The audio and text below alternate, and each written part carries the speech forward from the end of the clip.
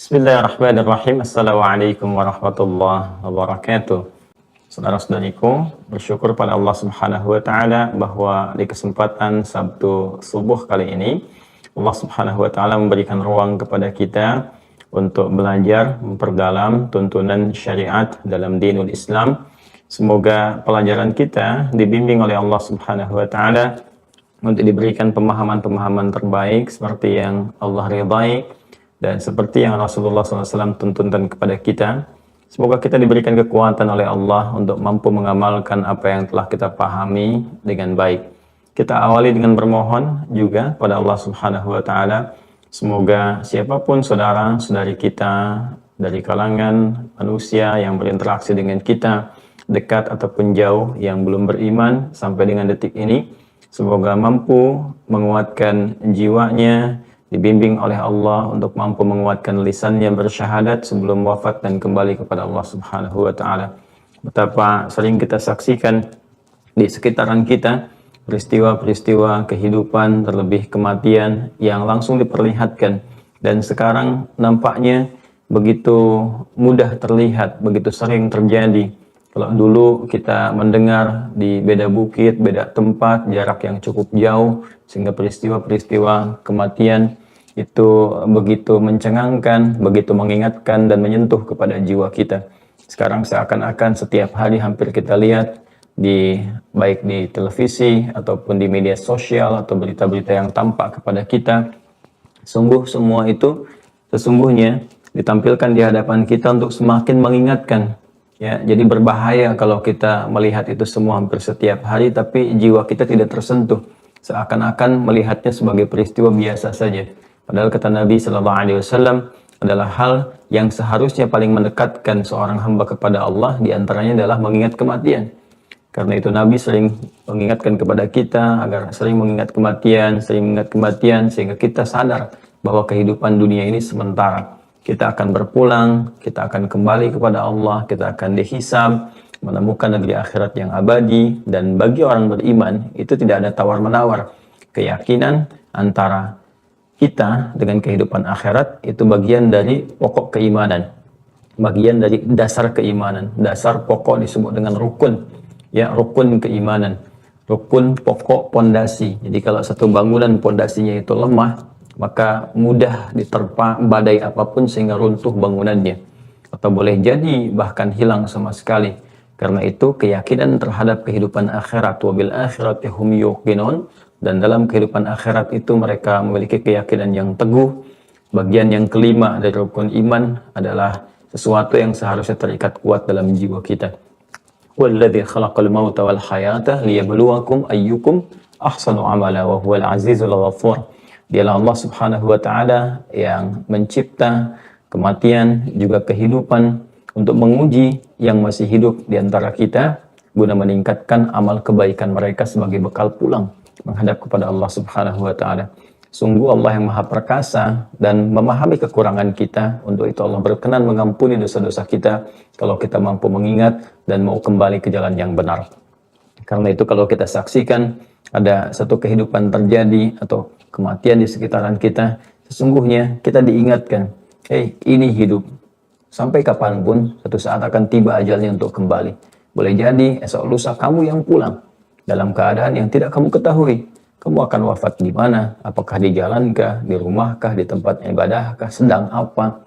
Karena itu diminta kita untuk terus menjaga amal saleh, berpositive thinking pada Allah Subhanahu wa taala, sehingga dapat kembali kepada Allah dalam keadaan wafat yang terbaik, wafat yang mulia, penutup kehidupan yang terbaik. Penutup disebut dengan khatimah, sesuatu yang mulia baik disebut dengan hasanun husnun. Ya, sehingga kita mengenal kalimat husnul khatimah, hayatan thayyibah, husnul khatimah. Kalau hidup yang baik, kalau meninggal dalam keadaan yang terbaik. Karena itu teman-teman sekalian, sekali lagi mari kita sama-sama bertobat pada Allah Subhanahu wa taala. Kita bermohon bimbingan Allah agar mengisi sisa-sisa hidup kita ini lebih baik dibandingkan dengan hari-hari sebelumnya yang telah kita lalui. Nah, dalam rangka bermohon, berdoa, ya, juga bertobat, meminta bimbingan, ternyata yang paling menarik di Al-Quran juga disertakan bimbingannya. Ini yang menjadikan dinul Islam sebagai bimbingan yang paling lengkap, paling komplit, paling komprehensif, dan menyentuh semua aspek bagian kehidupan kita. Tidak ada satu bagian episode kehidupan kita, dari bangun tidur sampai tidur lagi, yang tidak didapati bimbingan dan pedomannya dalam Islam. Semua ada, dan semua pertanyaan dijawab, semua persoalan ada solusinya. Ini menunjukkan kebenaran risalah Islam. Ini menunjukkan kebenaran wahyu yang disampaikan kepada Rasulullah SAW. Mustahil ada setiap gerak-gerik manusia, tindak tanduknya, perilakunya, disertai bimbingan di dalamnya secara rinci, detil, komprehensif, dari mulai doanya, caranya, maknanya, hikmahnya, implementasi dalam kehidupan. Mustahil ada seperti ini, kecuali dari penciptanya. Ya, karena yang mencipta itu lebih tahu tentang yang diciptakan. Ya, saya sering analogikan ini dalam kehidupan kita keseharian. Pembuat pesawat, pembuat handphone, pembuat mobil, motor, itu tahu detil-detilnya. Ya, tahu penggunaannya. Kapan digunakan, berapa batas kecepatannya untuk kendaraan, aman di jalan seperti apa, uji emisinya bagaimana, uji kendaraannya seperti apa, dan sebagainya. Sampai detik-detik bagian-bagian tertentu, ya, bukan hanya terkait dengan kecepatan, bahkan detil-detil di dalamnya, komponennya, spare part-nya, dan sebagainya. Demikian handphone, demikian pesawat, dan sebagainya. Ya, ini sudah hukum umum. Ya, maka yang paling mengetahui tentang sesuatu ya penciptanya, pembuatnya. Gak mungkin kita diberikan bimbingan yang sangat detail dari bangun tidur sampai tidur lagi, bahkan saat tidur. Itu ada bimbingannya, 24 jam semua kegiatan manusia. Itu ada bimbingannya. Di Islam itu jelas sekali. Ya, dari mulai secara formal menjadi ibadah doanya, caranya seperti apa, maknanya apa, hikmahnya apa, begini implementasi dalam hidup. Keterkaitan antara roh, komponen terdalam, dengan akal pengikat, dengan fisik jasmani bagian terluarnya, itu dijelaskan secara sempurna termasuk kebutuhannya. Mustahil ada yang bisa mampu memberikan pedoman seperti itu kecuali penciptanya. Karena itulah Allah tegas menyampaikan di dalam Al-Quran yang berisi pedoman kehidupan kita itu dengan kalimat yang jelas, ya, lugas, tegas, padat, singkat, dan terang benderang mengatakan inni khaliq, saya pencipta kalian. Ya, sayalah khaliq, kata Allah. Quran surah ke-15 Al-Hijr ayat ke-28. Wa idh qala rabbuka lil malaikati inni khaliq. Ya, inni khaliqum basyara. Dan ingatlah, pahami ketika Rabb Muhammad SAW berfirman kepada kalangan malaikat dan jin yang telah tercipta sebelumnya. Ya, sebelum manusia maksudnya. Jadi malaikat dicipta duluan, jin kemudian setelah itu. Ya, di ayat 27-nya kan tentang jin. Wal janna khalaqnahu min qablu min naris samum. Ya, kemudian setelah itu Allah sampaikan kepada kalangan malaikat dan jin, ya, yang ada pada saat itu, bahwa Allah akan mencipta makhluk baru namanya bashar. Ya, kita manusia. Ya, di antara nama kita adalah bashar, disebutkan 35 kali dalam Al-Quran dalam bentuk tunggal, dan basyaraini sekali dalam bentuk dual. Ya, Allah akan mencipta, penciptaan manusia itu diviralkan, ya, di kalangan malaikat dan juga kalangan jin.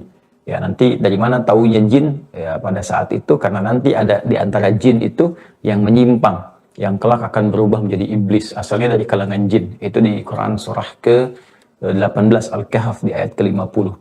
Ya, wa idh qulna lil malaikati isjudu li adama fasajadu illa iblis kana minal jinni fa fasaqa an amri rabbih.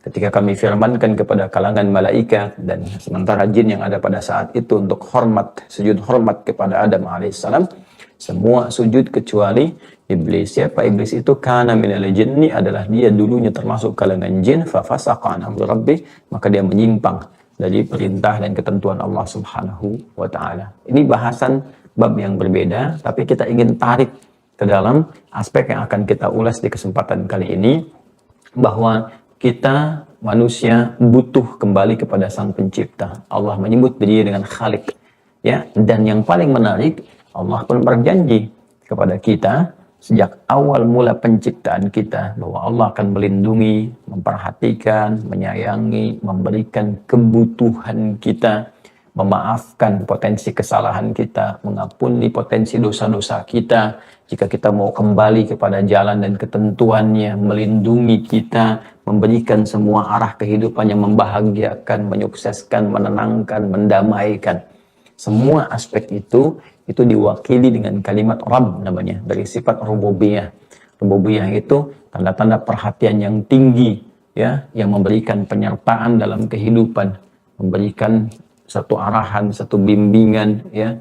Karena itu kita kenal istilah murabbi, ya. Murabbi itu bagian yang terkecilnya, skala kecilnya. Guru kita disebut murabbi, orang tua kita disebut murabbi. Kenapa guru orang tua disebut dengan murabbi? Karena orang tua mengarahkan kita, membantu kita, ya, kemudian juga mensupport kita dari kebutuhan kita, memberikan bimbingan, tapi terbatas karena itu skala kecil. Orang tua meninggal, selesai, ya kan? Dan tidak semua aspek kebutuhan kita terpenuhi, ya kan? Guru-guru juga demikian, ada fase-fase tertentu saja. Selesai di fase itu, kita pindah kepada yang lain. Kalau kita ingin mendapatkan yang tanpa batas, kemudian luas sifatnya, komprehensif, holistik, dan tak punya batasan di sisi apapun, maka kalimatnya berubah dari kata murabbi yang tadi saya sampaikan menjadi rabbun, rabb, ba bertasydid, rabb. Karena itulah Allah Subhanahu wa taala juga menyebut dirinya dengan Rabb. Di antara nama-nama terbaiknya, Asmaul Husna, dan sifatnya adalah Rabb, menunjuk pada sifat rububiyahnya. Nah, kata Rabb ini yang Allah Subhanahu wa taala tampilkan saat awal proses penciptaan kita. Jadi saat manusia diciptakan oleh Allah Subhanahu wa taala, berproses di rahim ibundanya, ya kan? Dalam usia nanti 4 bulan, di situ kemudian ditiupkan roh. Nah, disinilah kemudian Allah mengambil perjanjian, komitmen, ya, dengan hamba yang tercipta itu, ya, sebelum terlahir ke dunia, tentunya dengan kalimat yang ditampilkan berupa kata Rabb. Itu terekam di Quran surah ke-7 Al-A'raf ayat 172. Saya kembalikan ke Al-Quran karena ini semua informasi yang diberikan oleh Khalik, ya, oleh Allah Subhanahu wa taala, yang menegaskan dirinya Khalik, sang pencipta. Jadi Allah memberikan semua pedoman dari kehidupan kita yang telah tercipta. Nih, saya ciptakan kamu, yang dicipta itu makhluk namanya. Penciptanya Khalik, beserta dengan ciptaan itu diberikan pedoman. Ini loh, ya, fungsi kehidupan kamu begini, misinya begini, visi hidup kamu ini begini. Kalau kamu ikut dalam jalur ini, kamu akan begini, begini. Kalau kamu menyimpang dari petunjuk ini, pedoman ini, maka resikonya akan begini. Resiko awal begini, resiko kehidupan begini, resiko pulang begini. Lengkap sekali. Lengkap. Karena itu, ini disebut dengan petunjuk, pedoman. Ya, bahasa Arab itu disebut hudan. Di semua petunjuk pedoman yang diberikan kepada para nabi, rasul, membimbing umatnya untuk berkehidupan disebut hudan namanya. Ya, Nabi Musa dapat hudan, Nabi Isa dapat hudan, Nabi Muhammad SAW dapat hudan, petunjuk untuk umatnya. Bahkan Nabi Adam pun saat turun ke bumi dapat hudan. Ya, itu di Al-Baqarah ayat 38. Qul lahbitu minha jami'a fa imma ya'tiyannakum minni hudan. Ya, hudan.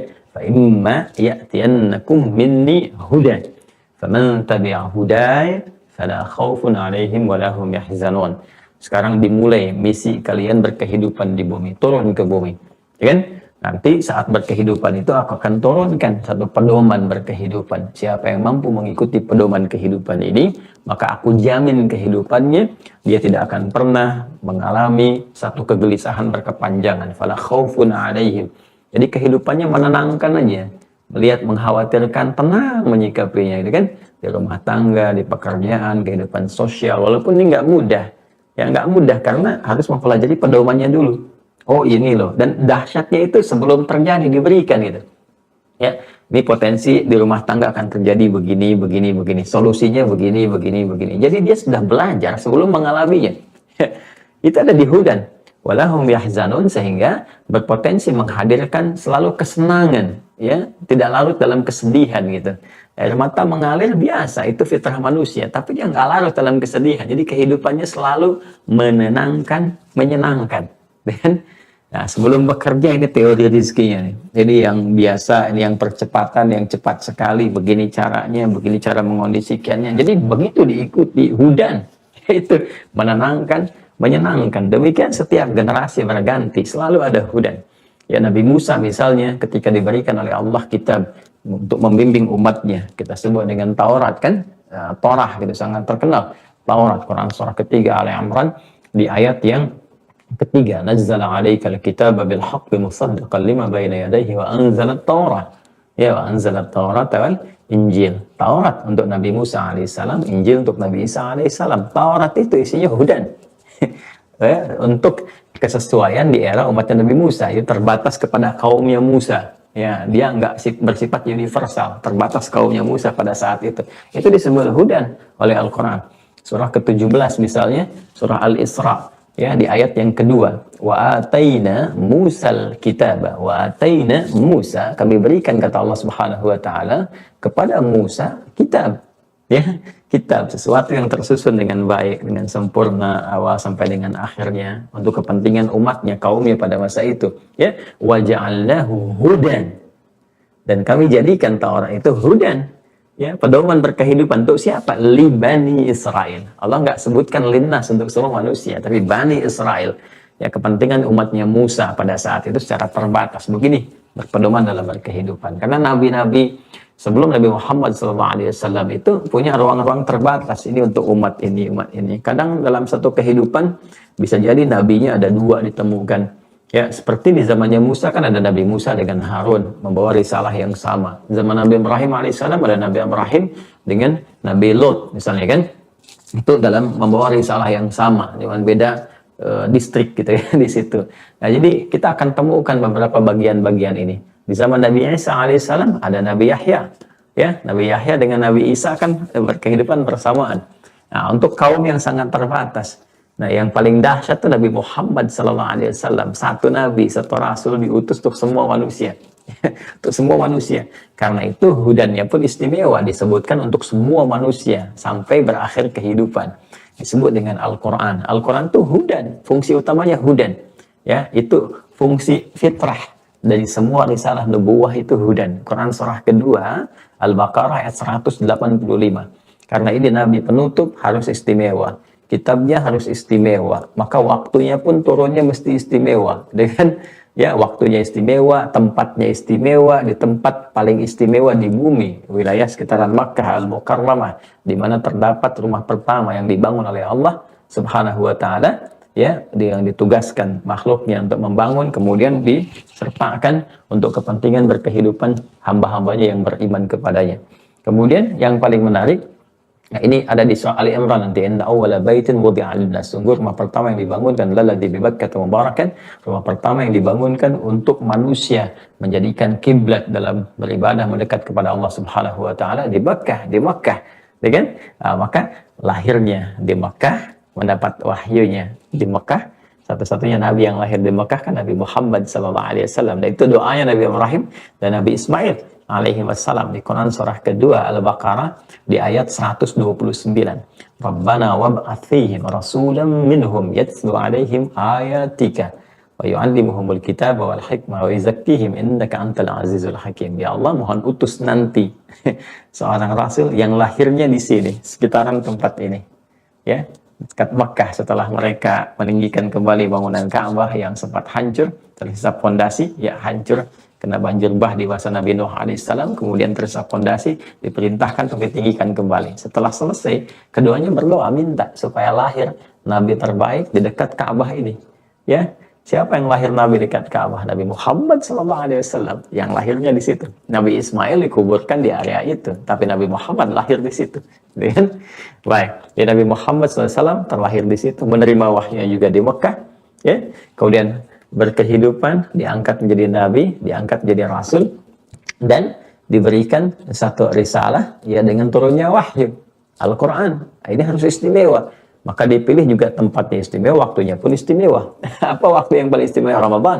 Ya, di antara sekian bulan yang terbaik Ramadan, di antara sekian hari yang terbaik Jumat. Yes, ya, semua yang mengiringi Al-Quran ini karena harus menjadi pamungkas, harus terbaik semuanya.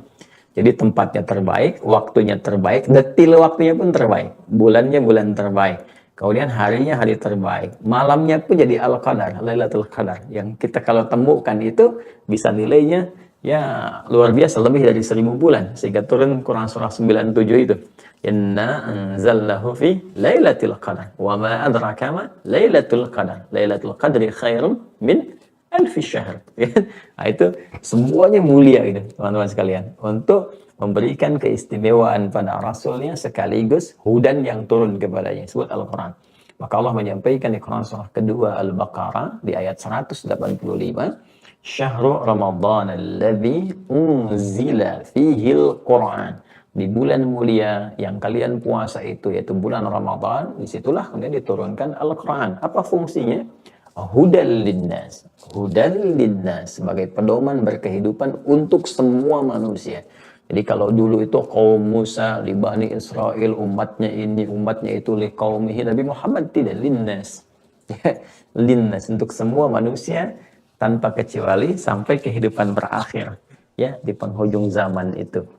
Jadi kalau kita ingin temukan pedoman berkehidupan yang membimbing kita untuk berkehidupan dengan benar, nyaman, tenang, menenangkan, menyenangkan dalam semua aktivitas yang kita kerjakan di muka bumi ini, maka kita harus lihat semua pedoman-pedoman itu dari pencipta kita, yaitu Al-Quran. Ya, bahkan dahsyatnya ini, objektivitas dalam Islam itu kita diminta. Kalau nggak percaya silahkan ya analisis untuk membuktikan kebenaran Al-Quran. Ya, makanya saya sering katakan, kayaknya nggak didapatkan di muka bumi ini satu agama manapun yang meminta pemeluknya untuk mengkritisi kitabnya sendiri. Coba silakan cek ya, untuk menilai, untuk membuktikan kebenarannya. Ada nggak? Jadi langsung dari kitabnya sendiri mengatakan, kalau kamu ragu dengan kitab ini, dengan Al-Quran ini misalnya, ya, atau dengan firman ini, silahkan kamu cek, kamu buktikan. Bahkan ditantang membuat yang semisalnya. Anda nggak akan temukan kecuali di Al-Quran. Ya kan? Ya, untuk ini kalau pede, kalau merasa benar, tentu kan akan pede menyampaikan itu. Ini Tuhannya juga demikian. Ya, Allah langsung mengatakan, Innani anallahu la ilaha illa ana fa'budni. Saya Allah, nggak ada Tuhan selain saya, sembah saya. Pede sekali. Cek dimanapun, di kitab manapun yang dianggap suci, temukan kalimat itu. Ya, yang mengatakan saya Tuhan, sembah saya, nggak ada Tuhan selain saya. Itu kan kita temukan. Setidaknya belum ditemukan sampai saat ini. Silahkan cek, bandingkan. Ya, dan kitabnya pun sangat istimewa. Wa in kuntum fi raibin mimma nazzalna ala abdina fa'tu bi suratin min mithlihi. Ya, kalau kalian meragukan terhadap apa yang kami turunkan kepada hamba kami Muhammad SAW berupa Al-Quran, berupa wahyu-wahyu, kalian ragu? Silahkan, fa'tu ya bisuratin min mithlihi. Kalian coba datangkan yang semisalnya. Ini kan berbahasa Arab. Ya, kalau kalian bisa bahasa Arab, tentu bisa kalian buat. Kalau ini produk manusia, kalian bisa membuat yang semisalnya. Dari urutan katanya, kalimatnya, bangunan huruf-hurufnya, makna-maknanya, sampai keistimewaannya, memberitakan yang gaib, memberitakan yang misteri, 15 abad yang lalu, di daerah yang memang tandus, yang nggak ada akses informasi seperti kita dapatkan sekarang, ya bisa membuat sesuatu yang abadi sampai ke masa depan, kiranya mustahil dibuat oleh manusia. Hanya Al-Quran. Ya, Al-Quran. Ya, semua itu untuk bisa membuktikan kebenaran Al-Quran, sekaligus melemahkan persepsi-persepsi kemanusiaan kita yang akan menduga ini buatan manusia, ini produk budaya, ini begini, ini begitu. Jadi bahasa-bahasa itu bahasa-bahasa yang sudah basi gitu. Jadi kalau ada orang sekarang mengatakan ini produk budaya, ini rekayasa, ini buatan Nabi Muhammad, itu ketinggalan zaman. Karena 15 abad yang lalu sejak Quran diturunkan sudah ada tuduhan itu dan tidak bisa dibuktikan. Ya, tuduhan yang nggak bisa dibuktikan, yang hanya bisa menuduh tapi nggak bisa mendatangkan bukti yang jelas, yang nyata, nah itu disebut dengan raib namanya. Karena itu Allah buka dengan kalimat dzalikal kitabu la raiba fi. Hei, semua isi Al-Quran ini jauh dari apa yang kamu bayangkan, jauh dari apa yang kamu fantasikan, ya kan? Ini semua nggak ada kaitan dengan tuduhan kalian yang tanpa bukti itu. Kalian meragukan dengan menuduh, sudah ragu, nuduh tapi nggak datangkan bukti, kata Allah. Ya? Nah, karena itu kita itu diminta sebelum kita benar-benar ya, menjalankan dengan sempurna berkehidupan untuk mengenal Rabb kita, mengenal Allah Subhanahu wa taala. Sudah yakin kenal petunjuk kehidupan kita, sudah tahu semuanya itu, yang kita jalani. Nah, kalau kita sudah yakin dengan Allah, yakin dengan Al-Quran, kan mulanya yakin dulu, iman dulu. Kalau nggak iman baca Qurannya, ya nggak akan maksimal. Nggak akan ada petunjuk kemudian kita bisa kerjakan, kita lakukan. Nah, ini sekarang persoalannya, apakah semua orang-orang Islam saja dalam tanda petik ya, apakah semua orang Islam tuh baca Qurannya pakai iman nggak? Ini masalahnya. Iman itu kan yakin tanpa ragu. Ketika dia baca, dia harus yakin. Nggak boleh ada ragu sedikit pun. Ketika yakin itu ada, nanti ada cahaya dalam jiwa kita. Nur namanya. Nuruhum yas'a baina aydihim wa bi aymanihim. Kan? Cahaya iman itu akan membimbing dia bagaimana memahami bagian-bagian dari Al-Quran, firman-firman Allah Subhanahu wa taala. Nanti dibimbing dari bagian-bagian untuk jadi hidayah, jadi hudan dalam dirinya untuk berperilaku. Ketika berperilaku ini didasarkan pada iman, disitulah cahaya Allah diturunkan untuk memberikan ya apa-apa yang dijanjikan oleh Allah Subhanahu wa taala. Kan Allah berjanji kalau kamu kerjakan begini, Allah akan arahkan seperti ini. Kalau kamu lakukan ini, Allah akan berikan seperti ini. Ya, itu konsepsinya. Nyata kok dibuktikan 15 abad yang lalu bagaimana orang tinggal di tempat yang tandus, gak ada peradaban, pengetahuan tertinggal, ya kan? Semua serba terbelakang. Ya, segala perilaku menyimpang, macam-macam banyak sekali sehingga disebut dengan jahiliyah. Allah nggak turunkan tongkatnya Nabi Musa, mengembalikan kepada Nabi Muhammad SAW. Allah nggak berikan mukjizat Nabi Isa atau perpaduan mukjizat misalnya Nabi Musa dengan Nabi Daud, dengan Ibrahim alaihissalam atau alaihissalam jami'an. Tidak, Allah berikan Al-Quran. Ya, untuk merubah mereka semua keluar dari keadaan jahiliyah menjadi khair ummah. Ya, dan dahsyatnya kemudian membangun peradaban, dan peradabannya pun dilekatkan kepada petunjuknya dalam Islam. Biasanya kan kalau di satu umat itu jadi peradaban, kan daerahnya yang disebutkan. Coba lihat di sejarah kan, ya, Anda akan mendapati peradaban misalnya Yunani, peradaban Mesir kuno, peradaban Babilonia, selalu peradaban-peradaban terkait dengan tempatnya, letak geografisnya. Ya, tapi kan Anda belum pernah dengar peradaban Arab. Ya, belum pernah dengar. Yang kita dengar apa? Peradaban Islam. Peradaban Islam dibawa ke Spanyol, bikin peradaban. Maka peradaban Islam di barat, di Spanyol. Di timurnya, di Baghdad. Peradaban Islam di Baghdad. Kita nggak pernah bilang peradaban Baghdad kan? Ya, itu jujur tuh, kalimat-kalimat terjujur yang terekam, tertenun dalam tinta emas sejarah. Kita lihat. Ya kan? Itu kan kalimat yang paling jujur.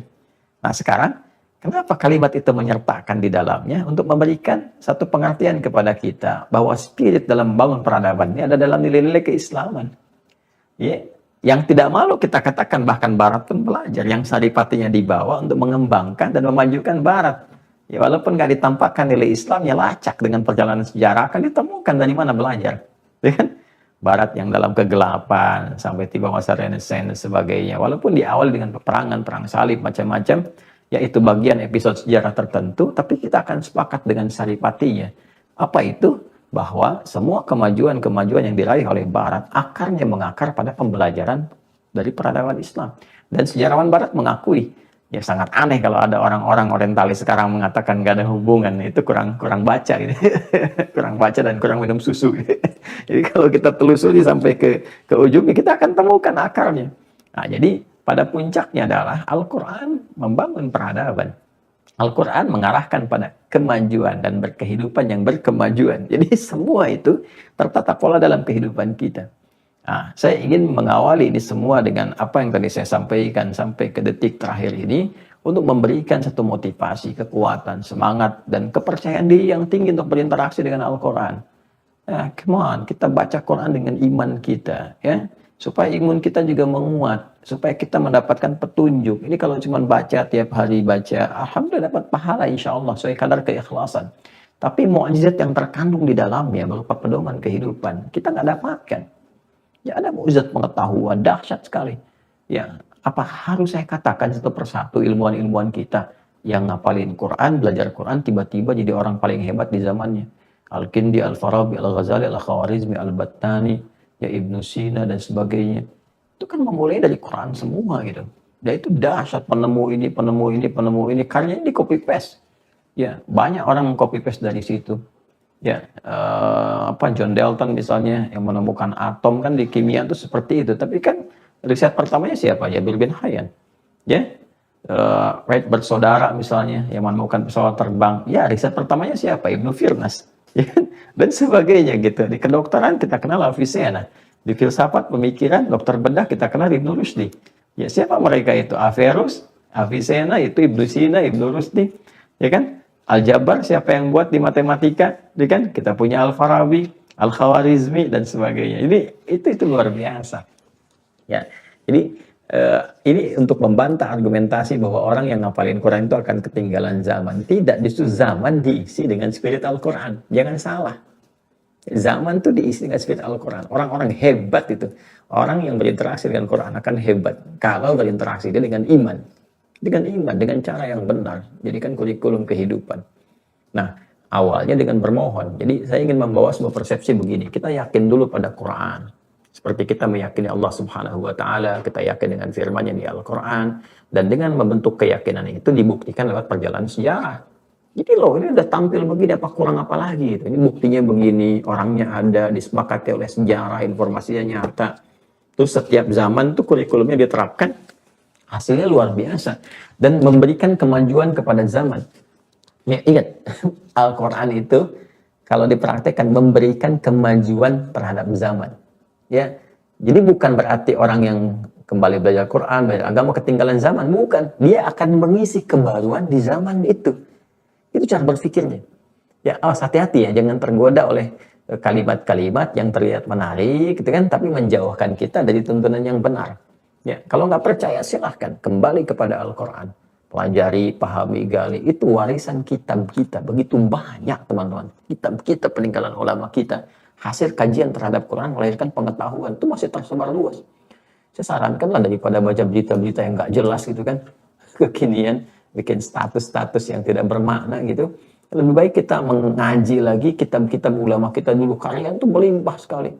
Ya, demi Allah saya katakan kalau yang terjemahkan, bikin oleh kita tuh gerakan terjemahan dan sebagainya, semua sertakan. Ada kitab tentang hewan, ya kitab Al-Hayawan dijahit. Itu luar biasa karakteristik hewan dari yang besar sampai kecil diterangkan. Karakteristiknya bagaimana, keutamanya seperti apa. Bahkan nanti ada ensiklopedi, ya ensiklopedi orang-orang pintar sampai ke kalangan hewan, sampai ensiklopedi orang-orang tertinggal sampai ke kalangan hewan. Ya, itu banyak sekali. Itu masih dunia hewan, belum dunia tumbuhan. Ya, belum macam-macam karakteristik kehidupan. Banyak sekali kitab yang berlimpah kepada kita. Ya, dan itu bisa kita gali. Nah, kalau udah kita yakin dengan semua ini, artinya kan kita harus minta kepada Allah. Awali dengan memohon, awali dengan berdoa. Karena Allah berfirman di Quran surah ke-40. Ya, surah Al-Mu'min tuh namanya dia Al-Mu'min, harus yakin tanpa ragu. Ya. Jadi surah tentang doa itu, ya, di antara surah bentangan tentang doa yang meminta kita berdoa ada di surah Al-Mu'min. Mu'min itu kan sudah menggunakan isim fa'il. Isim fa'il itu menunjuk pada identitas yang melekat. Fa'ilun, pemilik sesuatu yang melekat gitu kan, sifatnya melekat di dalamnya. Gitu. Jadi kalau sudah melekat artinya di sini menggunakan kata iman, ya amana yu'minu imanan fahuwa mu'min. Jadi mukmin itu adalah orang yang imannya melekat pada dirinya. Nah, di surah Al-Mu'min ini, di surah Al-Mu'min, di ayat yang ke-60, surah ke-40, ayat ke-60, itu berisi tentang permohonan doa kepada Allah. Dan Allah yang langsung memerintahkan, wa qala rabbukum ud'uni astajib lakum. Ya, innal ladzina yastakbiruna an ibadati sayadkhuluna jahannama dakhirin. Kan?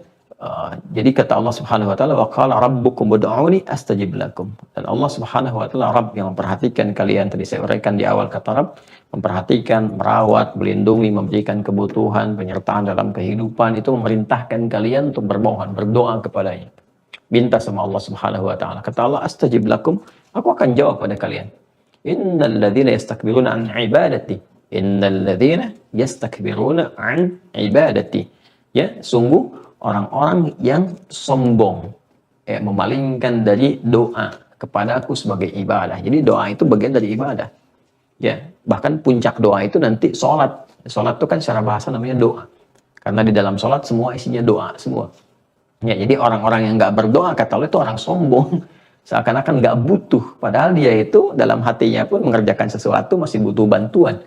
Ya, dan tidak ada pembantu yang paling utama yang membantu semua urusan kita, penolong. Ya, kalau pembantu kita bisa istilahkan di kalangan makhluk, ini penolong dalam semua aspek kehidupan kita. Dan puncak bantuan itu kan pertolongan sifatnya. Karena itu kita memohon ma'unah, pertolongan. Kita minta sama Allah. Iyyaka na'budu wa iyyaka nasta'in. Ya kan? Jadi puncak pertolongan semuanya kembalinya pada siapa? Kepada sang penolong, yaitu Allah Subhanahu wa taala yang tahu tentang kita semua. Dan pertolongan itu disandingkan dengan ibadah. Karena itu kita minta ibadah untuk dapat pertolongan. Ya, ibadah itu abadah yang budu. Kita minta untuk beribadah, kita beribadah untuk minta, bisa dibalik-balik.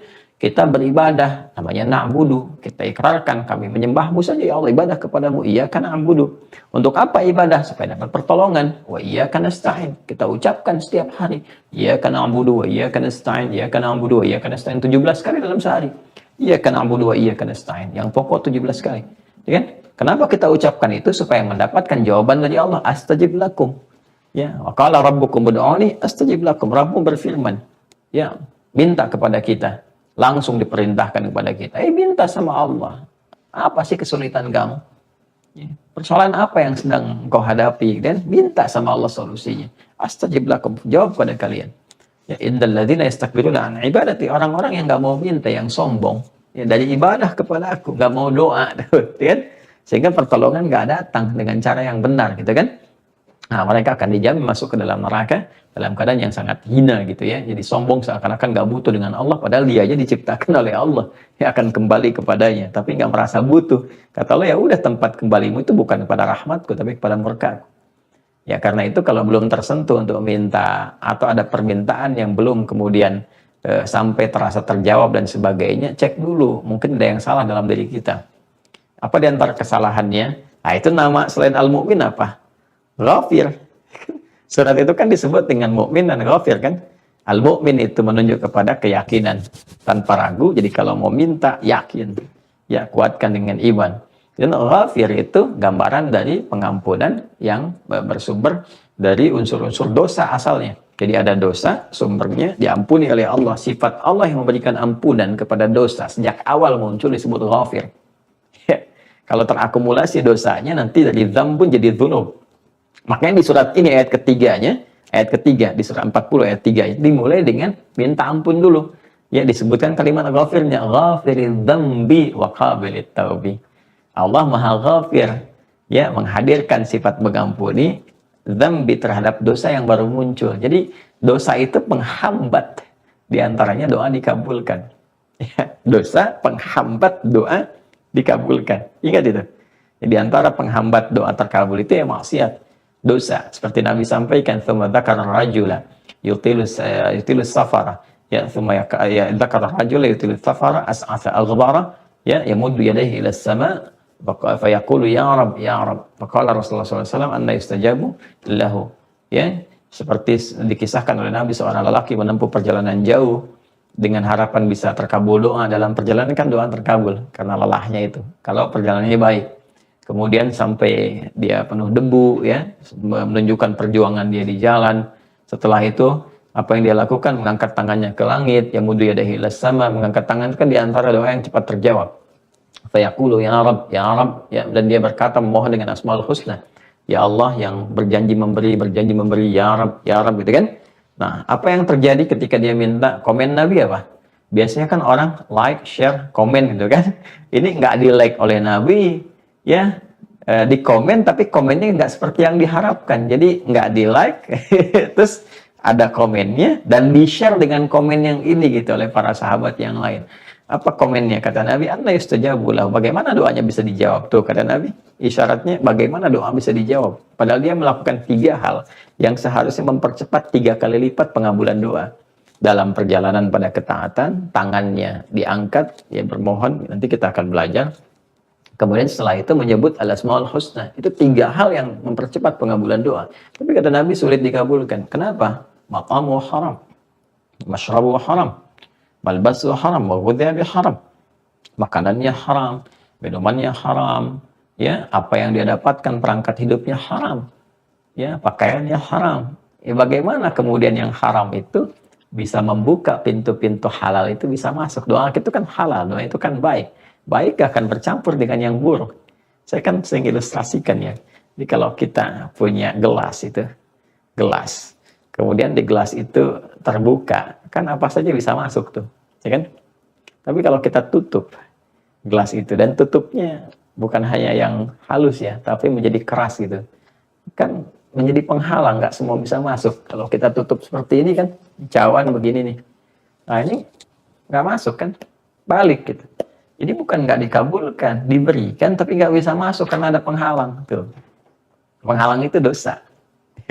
Penghalang itu apa? Ya dosa yang haram tadi. Jadi haram itu membentuk. Tadinya kan titik-titik hitam, naktah sauda, mengencang, mengkuat menjadi hijab. Ketika menguat menjadi hijab. Jadi apapun yang diberikan mental. Ini harus hijabnya, ini harus dihancurkan dulu. Dikikis dulu sampai hancur. Nah, kikisan itulah yang disebut dengan taubat namanya. Jadi untuk mengikis ini mengembalikan kepada asal. Taubat itu kan kembali, mengembalikan kepada asal. Kita harus hilangkan ini. Ya, hilangkan sampai hilang, baru kemudian muncul. Nah, kita harus mohon kepada Allah. Lawan dari kikisan itu kan disebut dambun namanya. Kalau terakumulasi disebut dzunubun. Yang terakumulasi lagi dzunubun ma'dzulmi. Terakumulasi lagi disebut dengan israf namanya. Semakin kuat, semakin kuat. Ya kalau semakin kuat ini jadi anti nantinya. Alih-alih mendapatkan hidayah, tapi dia menjauh bahkan mencela hidayah. Ini yang paling repot. Ya, yang paling normal itu kan kalau dia muslim, bermaksiat, walaupun dia bermaksiat, dia masih berharap untuk berubah. Ini tidak. Perubahan itu dia tolak, bahkan dia kecam. Ya, tandanya apa? Oh, dia kok jadi mengecam nilai-nilai keislaman misalnya. Mengecam orang sholat, mengolok-olok orang ibadah, ya. Kemudian juga misalnya berkomentar hal-hal yang anti terhadap syariat, bahkan tidak mengakui kewajiban dalam syariat. Ini menunjukkan fase yang parah. Ya, saya muslim kok, saya sholat kok, tapi saya nggak merasa wajib kok. Misalnya kan untuk mengikuti syariat dan sebagainya, ya, atau mengolok-olok orang yang boleh dekat untuk ibadah. Ini menunjukkan bahwa penutupnya itu terlalu kuat, harus dibuka. Nah, dzambun itu lawannya ghufran, dari akar kata ghafara, ya. Jadi lawan dari dzambun itu untuk mengikisnya harus tobat, untuk membawa kalau kita pemecah godam pemecahnya itu. Nah, itu untuk harus memecahkan dzambun ini, lawannya apa? Akar kata dari ghufran, ya, atau ghufranun, sesuatu yang melahirkan ampunan untuk godam pemecah ini. Nah, maka Allah kemudian menyertakan sifat terbaiknya di Asmaul Husna-Nya untuk membawa sifat ghufran ini. Ya, sifat ghufran ini dari kata ghafara yaghfiru, ya, ghufranan, dibawa dilekatkan kepada pemilikan Allah Subhanahu wa taala. Tadi sesuatu yang mengandung kepemilikan jadi identitas disebut isim fa'il kan? Ghafara itu isim fa'ilnya ghafir. Kalau dia naik kepada yang superlatif bentuknya nanti jadi ghafar. Naik lagi jadi ghafur, ya. Ada puncaknya rahim nanti. Karena itulah ketika di kalangan umat Nabi Nuh alaihissalam yang banyak bermaksiat sehingga tertutup terhijab, sulit diingatkan, Nabi Nuh mengingatkan kepada mereka untuk memecahkan dulu itu penghalangnya. Untuk memohon kepada Allah dengan sifat yang menyertakan sifat-sifat pengampun dari semua dosa, yang memecahkan semua hijab-hijab itu. Maka Nabi Nuh mengatakan dan direkam di Al-Quran surat Nuh dengan namanya di ayat ke-10. Ya, ayat 10 sampai ayat ke-12 nanti. Ya, faqultu astaghfiru rabbakum innahu kana ghaffara. Faqultu astaghfiru. Maka aku katakan, ya, kepada umatku, aku katakan pada kalian semua, istaghfiru. Istaghfiru. Istaghfiru itu fi'il amr. Dari kata istaghfara, yastaghfiru. Sifatnya istighfar. Makanya kan kita sering diajarkan istighfar.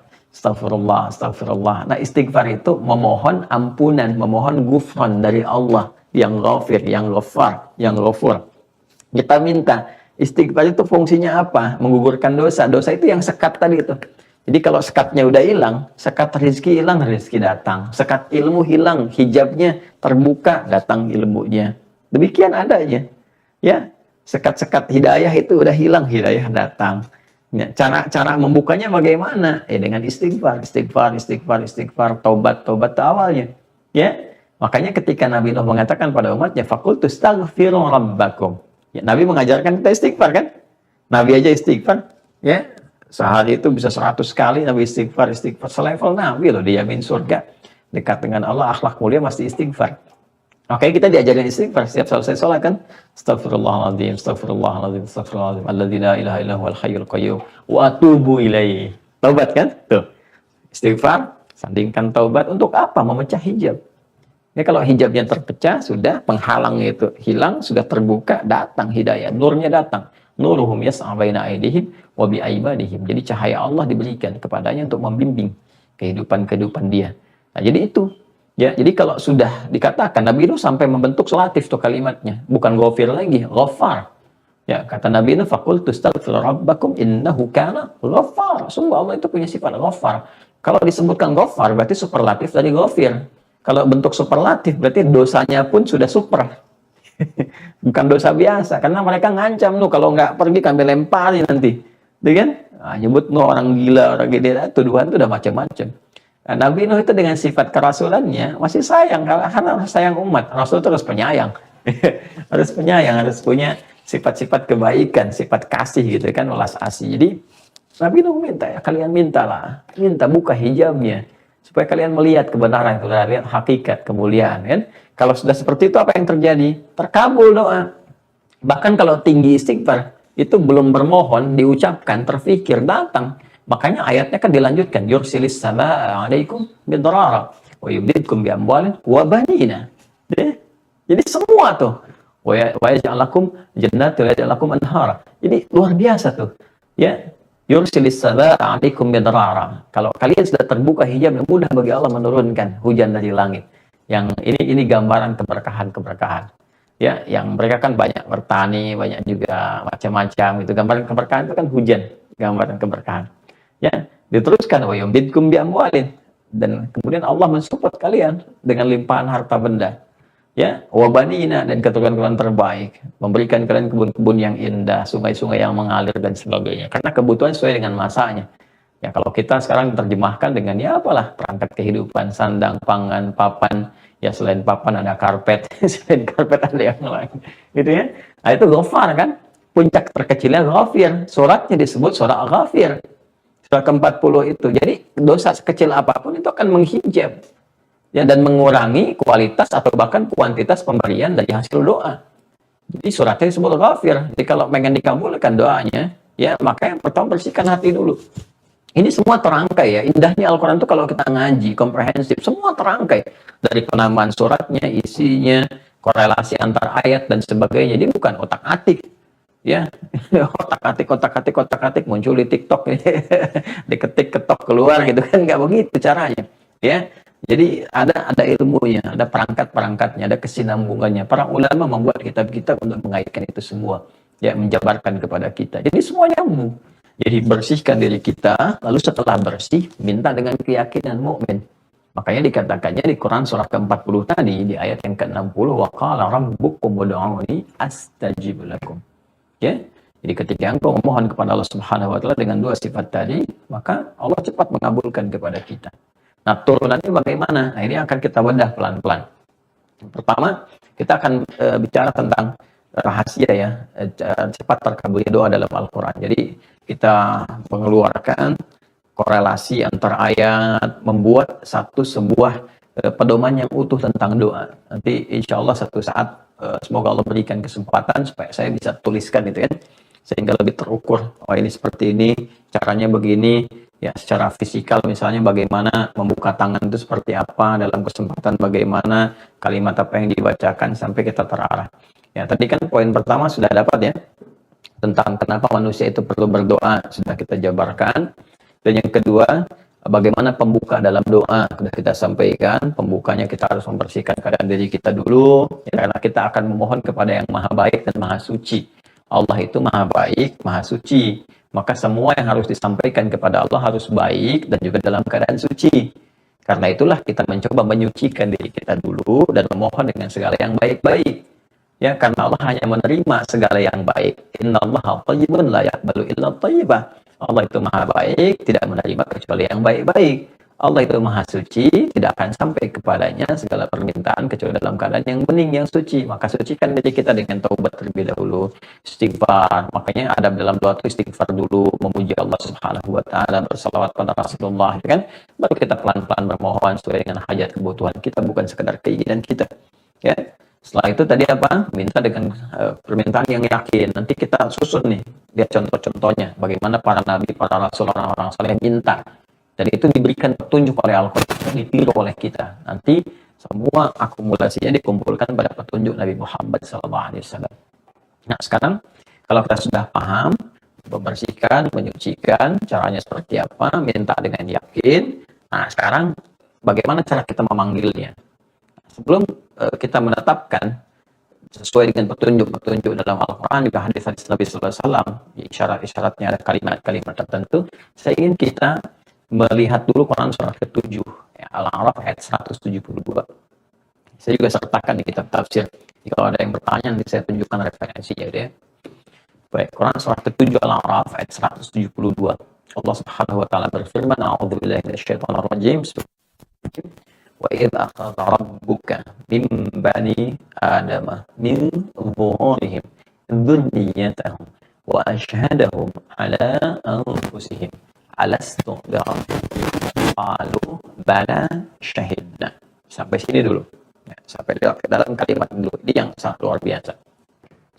Wa idza akhadha rabbuka min bani Adam. Dan ingatlah apabila ketika Rabbimu Muhammad SAW ya diminta Nabi Muhammad SAW untuk menyampaikan risalah ini, informasi ini yang sangat luar biasa sampai kepada kita, ya.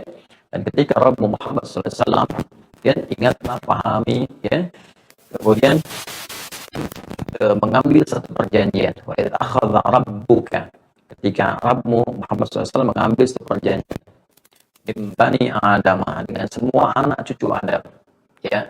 Adam jelas, ya, Adam kan terciptanya tidak dalam proses biologis, dalam arti percampuran spermatozoa dengan ovum, hubungan antara laki-laki dengan perempuan, karena Adam itu awal, ya, dari umat manusia, bapak bayangnya manusia, maka terciptanya pun berbeda dengan keturunan-keturunannya pun, karena kan harus ada perbedaan, ya. Yang paling pertama itu kan mesti ada beda dengan yang setelahnya, karena itu kualitasnya juga berbeda, ya.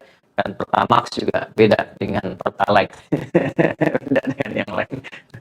Itu ada petiknya.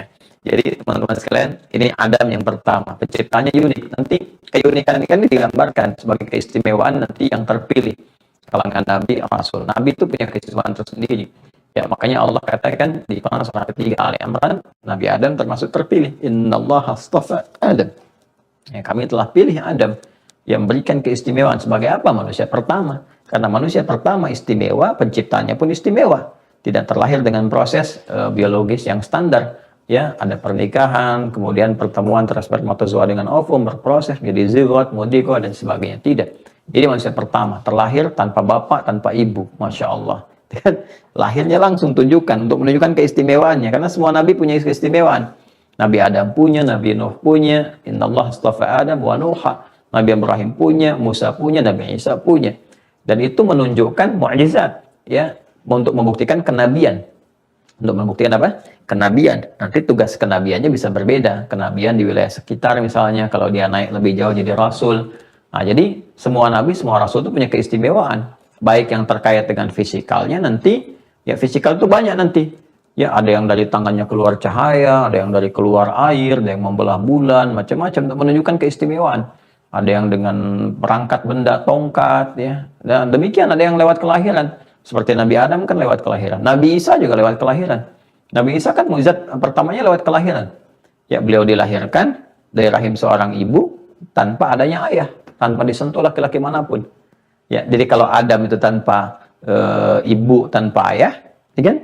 Tapi kalau Nabi Isa itu dengan ibu tanpa ayah, ya, dan tanpa disentuh laki-laki manapun. Walam yamsasni bashar. Qalat rabbi anna yakunu li waladu walam yamsasni bashar. Maryam berkata kepada Allah, bermohon, ya Allah, ya, bertanya, bagaimana aku bisa mengandung, melahirkan seorang anak tanpa disentuh laki-laki manapun. Jadi Nabi Isa masih terlahir lewat rahim ibunya. Ya, ini menunjukkan ada proses di dalamnya kan yang Allah tetapkan, gitu kan, proses di dalam rahim. Ya, walaupun tanpa adanya keterlibatan di sini spermatozoa yang bersumber dari sosok laki-laki. Ya, jadi nggak ada sosok ayah. Tapi Adam lebih dahsyat lagi, nggak ada ayah, nggak ada ibu, karena menunjukkan mujizat manusia pertamanya. Ya, jadi ini penting juga saya sampaikan, karena ini Al-Quran juga menegaskan bagi orang-orang yang mengambil dan menetapkan Isa sebagai Tuhan karena satu alasan, Isa lahir tanpa adanya ayah. Ini luar biasa. Kata Allah kan dibalikin lagi. Ini Adam tanpa ayah, tanpa ibu. Kenapa nggak jadi Tuhan? Kan? Nah, Isa bisa menghidupkan orang mati dengan izin Allah. Ada juga Nabi Ibrahim menghidupkan orang mati dengan izin Allah. Ya, menghidupkan yang mati. Bahkan dipisahkan dulu tuh jasadnya, gitu kan.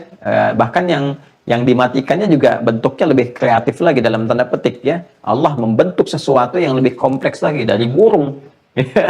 Yang lebih luar biasa, gitu kan, kecil apa dipisah-pisah dulu, dicincang dulu di Al-Baqarah ayat 260, kan? Wa idh qala Ibrahim rabbi arini kaifa tuhyil mauta qala awalam tu'min qala bala walakin liyatma'inna qalbi qala fakhudh arba'atan min at-tayr, ya. Kemudian ambil 4 tuh dari burung-burung. Ya, kemudian setelah itu apa?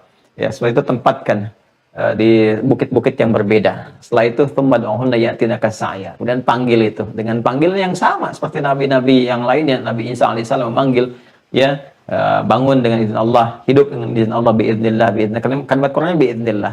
Bangkit yatinaka sa'ya, datang semuanya, boom, terbang lagi.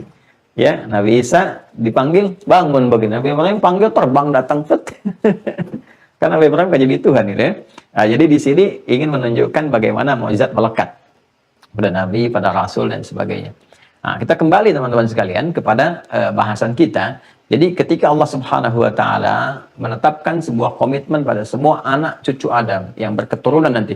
Karena Adam nanti turun ke muka bumi bersama pasangannya Sayyidah Hawa, kemudian berkehidupan, setelah itu melakukan hubungan.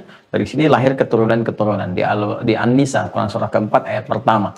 Ya ayyuhan nasu taqu rabbakumul ladzi khalaqakum min nafsin wahidah. Adam wa khalaqa minha zawjaha, Hawa pasangannya, wa batta minhuma rijalan katsiran wa nisaa. Dan dari percampuran keduanya itu melahirkan keturunan baik laki-laki atau perempuan.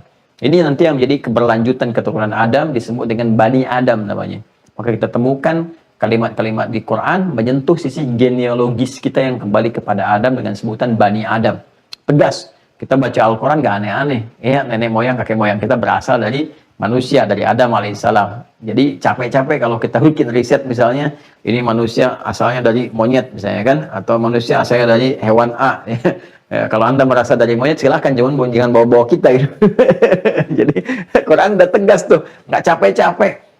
Mau bisa riset tentang Fir'aun lama gitu puluhan tahun.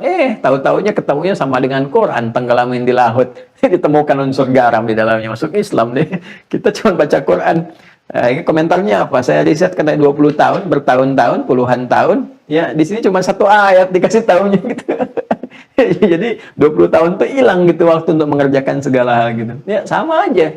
Apa riset yang mau dimunculkan begini begitu, kita cuma baca ayat selesai dengan satu kata. 7 kali disebutkan dalam Al-Quran Bani Adam. Ya Bani Adam, ya Bani Adam. Itu genealogis kita. Berketurunan. Nanti berketurunan ini berkelompok-kelompok, tinggal di tempat-tempat yang berbeda, menyebar kan di lingkaran bumi, saling mengenal gitu kan, untuk menunjukkan risalah kehidupan, menampilkan kebaikan, disebut dengan takwa. Gitu kan? Takwa itu nanti sumbernya iman. Iman itu pendekatan kepada Allah. Maka turun Quran surah ke-49 ayat 13. Ya ayyuhan nasu inna khalaqnakum min dzakarin wa untha wa ja'alnakum syu'uban wa qabaila lita'arafu inna akramakum 'indallahi atqakum. Hai semua manusia, kuciptakan kalian ada laki-laki, ada perempuan, kalian bertempat yang berbeda-beda. Ya, ada bersuku-suku, ada berkomunitas sampai membentuk RT, RW, kelurahan, kecamatan, kabupaten, provinsi, negara, gitu kan, antar negara, kepulauan dan sebagainya. Terus semua itu dijadikan oleh Allah li ta'araf, untuk kalian membangun harmoni dalam kehidupan. Jadi moderasi dalam beragama itu udah ada ayatnya gitu kan. Itu akan mengisi setiap zaman. Jadi jangan kemudian kita robah lagi dengan menghadirkan konsepsi yang berbeda sehingga melahirkan kekacauan dalam pikiran atau juga nanti kerisauan dalam tindakan. Dipaksakan semua mesti mengikuti pakem sesuatu, sementara Allah sudah membuat pakem kehidupan yang saling menghormati di sini. Dan tidak ada paksaan, kan? Bahkan dalam beragama la ikraha fid din, tapi setiap orang membawa konsekuensi ketika berpulang kepada Allah. Kan indah kan, objektif kan? Kata Allah nih, saya berikan petunjuk. Nih, kalau kalian mau ikuti, kalian dapatkan ini. Kalau tidak mengikuti, resikonya begini. Saya nggak paksa, kata Allah, la ikraha fid din. Lakum dinukum waliyadin. Kalau kalian pilih yang lain, itu urusan kalian. Tapi ketika pulang, kalian dapat konsekuensi. Kan? Objektif kan? Sangat objektif. Inna akramakum indallahi atqakum. Ya, yang paling mulia di antara manusia itu yang paling takwa. Takwa itu sumbernya iman. Karena itu untuk menuju takwa harus ada iman. Dzalikal kitabul la raiba fihi hudal lil muttaqin. Siapa muttaqin ini? Alladzina yu'minuna bil ghaib. Jadi takwa itu enggak mencakup semua kalangan manusia. Tapi manusia diarahkan oleh Allah supaya menjadi manusia yang unggul, berkualitas. Ya, manusia berkualitas itu manusia takwa, sumbernya iman. Jadi kalau kita pengen berkualitas dalam pandangan Allah, mesti beriman. Iman itu memberikan cahaya, membimbing kita berbuat kebaikan. Kebaikan itu puncaknya disebut dengan takwa. Enak ya kalau kita ini nih lihat Quran itu, wah hidangannya luar biasa nih. Dan keterkaitan gitu satu dengan yang lain, nyambung sana sini. Nah, balik ke yang tadi, Quran surah ke-7 ayat 172. Wa idza akhadha rabbuka min bani adama. Ya, udah sampai sini ketemu. Dan ketika Allah Rabbu Muhammad SAW, ingat ini ya, paham ini ya, mengambil komitmen perjanjian dengan semua anak cucu Adam. Ya, Adam juga diambil perjanjiannya gitu kan, tapi anak cucu Adam disebutkan karena anak cucu Adam ini punya proses tertentu di dalam rahim. Ini yang ditunjukkan. Kalau Adam tercipta, Adam begitu tercipta langsung komitmen ada. Ya kan? Pada saat itu. Nah, kalau manusia, anak cucu Adam, dalam hal ini, itu saat proses dalam rahim, nah, di proses ini ditiupkan roh, nah, nanti ada di Quran surah 15 diantaranya, di ayat 28 sampai 29 30-nya, ya, ketika Allah Subhanahu wa taala juga berfirman kepada malaikat juga dengan kalimat yang serupa kita dapatkan wa'id di sini wa'id juga wa'id juga. Wa'id qala rabbuka lil malaikati inni khaliqum bashara min salsalin min hama'in masnun fa idza sawaituhu wa nafakhtu fihi min ruhi ya faqaulahu sajidin. Jadi proses penciptaan manusia itu secara umum ya baik Adam ataupun anak cucunya diciptakan fisiknya dulu kemudian roh ditiupkan. Cuma bedanya kalau Adam diciptakan secara langsung ya untuk menunjukkan keistimewaan tertentu kepada Adam, diberikan pengetahuan, diuji, kemudian diviralkan di kalangan malaikat dengan jin, ya disampaikan keilmuannya, diadakan sebuah uji kompetensi, ya malaikat diuji nggak bisa, jin juga nggak bisa, disuruh hormat sujud kepada Adam, menunjukkan keistimewaan kita yang melebihi malaikat, bahkan jin, kalau kita menggunakan pedoman dengan baik. Anak cucu Adam tercipta dengan proses yang berbeda, ya mesti ada satu proses biologis dalam rahim, tapi proses biologis ini tidak keluar dari fitrah, yaitu tercipta dulu proses fisikal, baru ditiupkan roh. Ini dijelaskan oleh Nabi Sallallahu Alaihi Wasallam dalam hadis yang sangat populer di hadis Muslim, yang nanti dikutip oleh Al Imam An Nawawi dalam kitab kecilnya, ada namanya Al Arba'in, sekitar 40-an hadis, jumlahnya 42. Al Arba'in itu sekitar 40-an, jadi bukan detil fix 40 tidak, karena jumlahnya 42. Ya, jadi orang-orang Arab itu kalau menyebutkan misalnya sekitaran 40 sebutnya Arba'in, sekitaran 50 khamsin itu kan, kadang-kadang khamsinat misalnya, seperti itu. Jadi dekat-dekat ke situ. Jadi jumlahnya 42 hadis, di urutan hadis yang keempat dari Abdullah bin Mas'ud radhiyallahu taala anhu. Ya kalau kita baca hadisnya kita baca ulang.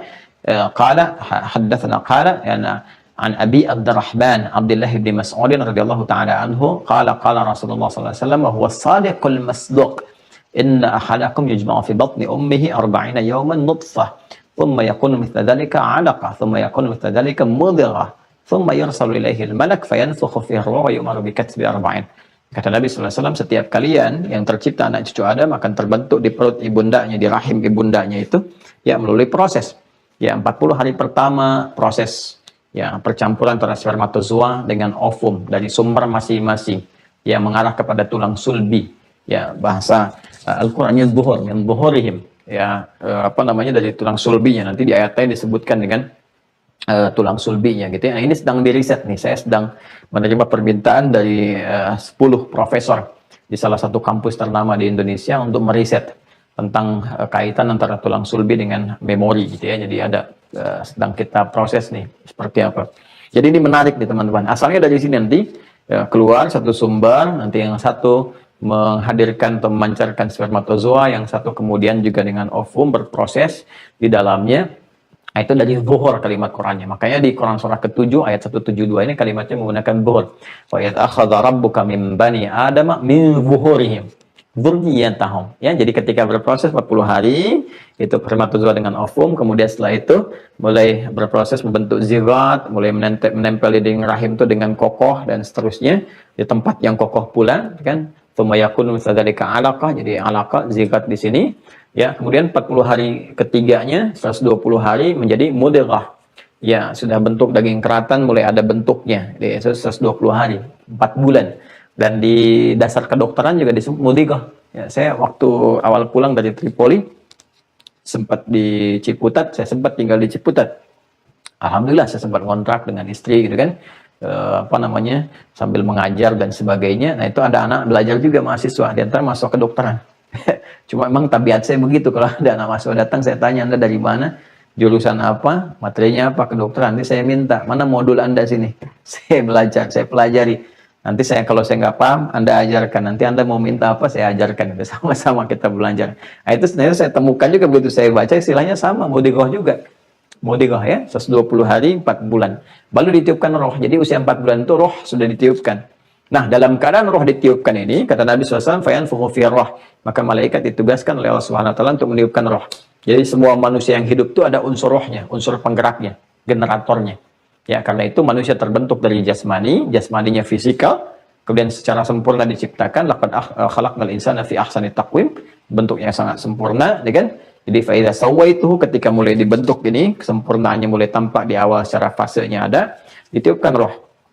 Roh sudah ada. Jadi roh, semua roh itu penggeraknya. Makanya ada makhluk jasmani, rohani. Ikatan antara rohani dengan jasmani, ada akal namanya yang mengikat itu. Supaya terhubung antara perintah dari roh sebelum dieksekusi oleh jasmani, itu masuk kepada akal untuk diberikan perintah. Secara cepat, sepersekian detik. Ya, hanya Allah yang maha mengetahui proses semua ini karena cepat sekali keberlangsungannya. Ya, bahkan saya bicara ini cepat kan, itu perintah dari roh itu kepada akal. Akal terjemahkan cepat disampaikan. Itu kan nggak ada jeda kayaknya. Itu siapa yang bisa bikin seperti ini? Fabi ayyi ala'i rabbikum tukadziban, ya kan? Nah, saya mau kembali ke teman-teman sekalian. Jadi, ketika berproses itu roh ditiupkan. Nah, saat itulah kemudian sudah rohnya masuk, terjadilah komitmen di sini. Allah mengambil komitmen kepada kita semua. Perhatikan kalimatnya. Allah mengatakan, alastu bi rabbikum? Ya? Apakah kalian mau mengambil komitmen, berketetapan, menjadikan aku sebagai Rabb kalian? Jadi Allah perkenalkan, aku Rabb kalian. Aku yang mencipta ini. Ya, aku yang menghadirkan kehidupan untukmu. Ya, kamu berkomitmen menjadikan aku sebagai Rabbmu. Perhatikan kalimatnya ya, di sini sesuatu yang sangat indah terjadi. Ya, Allah tidak mengatakan alastu ya bi Allahikum misalnya, alastu bi ilahikum. Ya, tapi Allah mengatakan alastu bi rabbikum. Ya, karena kalimat Allah, penunjuk identitas ini sudah jelas diketahui. Ya, makhluk itu sudah tahu diciptakan, penciptanya tahu, Allah. Ya kan? Tapi kenapa Allah menghadirkan di sini di antara nama Asmaul Husna-Nya dengan kata Rabb? Karena sifat Rabb ini nanti yang memberikan perlindungan, penyertaan dalam segala aspek kehidupan yang akan dijalani oleh makhluk yang tercipta ini, oleh manusia ini. Yang Allah tampilkan sifat rububiyahnya. Bukan zatnya, kalau zatnya makhluk semua tahu itu Allah pencipta saya ini, kan? Allah pencipta saya. Nanti diperkenalkan lagi setelah hidup namanya, supaya tidak mengatakan antaqulu yaumal qiyamati inna an hadzal ghafilin, supaya manusia nanti berkata di hari kiamat, kami nggak ingat ya Allah, kami nggak ingat namamu, kami nggak ingat dengan perjanjian itu, kan dulu masih dalam rahim, nggak ingat kan? Makanya supaya diingat, ya setiap hari diperdengarkan kepada kita nama pencipta kita itu, ya. Diperdengarkan perjanjian kita, komitmen kita itu. Ya, setiap pergantian waktu loh, PAW, pergantian antara waktu dalam sehari. Sehari kan ganti tuh 5 kali kan. Jadi di alam dimanapun tinggal, dalam sehari itu terjadi pergantian waktu 5 kali dalam sehari. Ya, subuh ini, tadi kan kita lewati nih. Subuh, proses menjadi pagi kan ke siang tuh. Ya kan, tampak siangnya. Siang yang tampak jelas terang disebut zuhur namanya. Kemudian, masuk ke sore kan, fase masa sore gitu kan, so kita temukan. Terus ganti lagi, kemudian menjelang pergantian antara sore ke malam, ya kan, matahari mulai tenggelam, ghoraba maghrib di tempatnya. Kemudian malam gelap, aktivitas terhenti, kita beristirahat. Ya, ini kan dibagi semua dengan maknanya. Subuh atau fajar menunjuk matahari menyingsing, persiapan kita rencana, mohon kepada Allah kebaikan. Zuhur sudah terang, apakah amalan kita itu menjadi satu hal yang Allah ridai. Siang terang kan, sore ya ada asar di situ. Ya, dalam asar itu bukan artinya sore, asar itu momentum yang diberikan kepada kita untuk beraktivitas, untuk mengecek ya sampai mau berakhir kehidupan ini, ya, sampai matahari mau tenggelam ini udah punya nilai belum di hadapan Allah.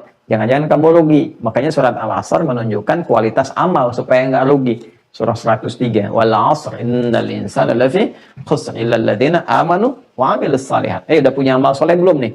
Jangan-jangan kamu rugi beraktivitas. Manusia yang beraktivitas itu disebut insan namanya. Ya, disebut insan. Itu menunjuk totalitas aktivitasnya. Baik, kemudian maghrib ya mau berakhir, sore ganti malam, isya malam. Terus berakhir dari Asya berkehidupan, ma'isyah mencari kehidupan, isya harokatnya dari fathah ke kasrah untuk menunjukkan izalah, hilang, selesai. Mungkin selesai tugasnya berpulang. Ini setiap pergantian 5 waktu diperdengarkan nama Allah. Allahu Akbar, diperdengarkan, diseru sampai ke pendengaran kita. Telinga disebut dengan udhun, jamaknya disebut dengan adzan. Ada yang mengorelasikan adzan dengan pendengaran, dengan telinga. Ya, mengartikan ini panggilan yang sampai kepada orang yang masih punya pendengaran. Allahu Akbar, disebut lagi Allah identitasnya. Ya, dan ikrar kita syahadat asyhadu an la ilaha illallah. Setelah Allahu Akbar kan asyhadu an la ilaha illallah. Cara bersyahadat dengan mengikuti petunjuk Rasul, asyhadu anna Muhammadar Rasulullah.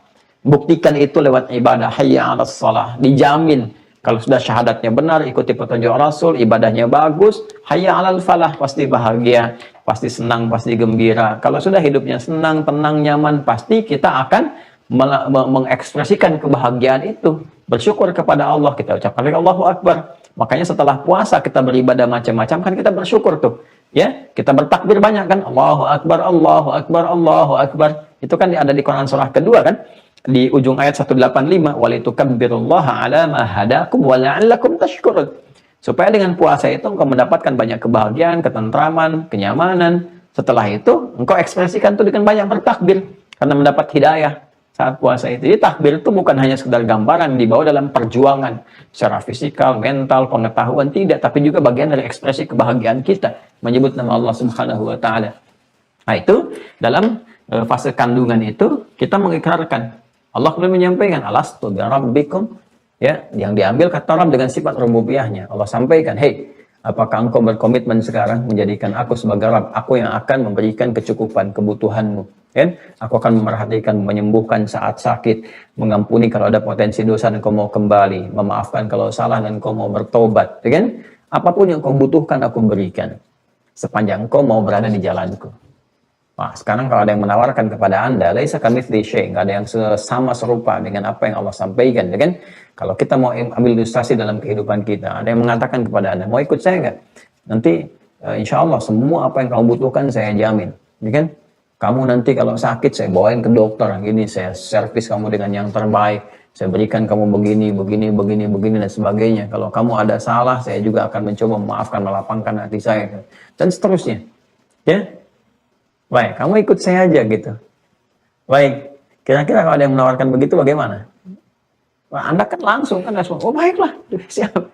Nah, kalau kita merespon sesuatu, mengiyakan, tanpa berpikir apapun, tanpa syarat, tanpa ini, tanpa itu, setuju semuanya, maka kita katakan bala namanya.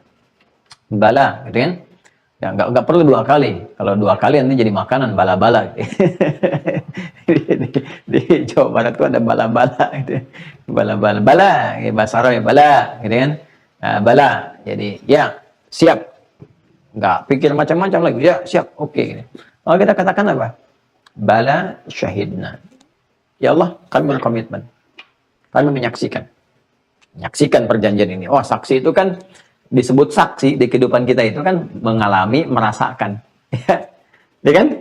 Ya makanya kan syarat jadi saksi di mahkamah, di pengadilan, apakah dia melihat, mendengar, mengalami, menyaksikan peristiwa dimaksud. Jadi saksi yang menguatkan.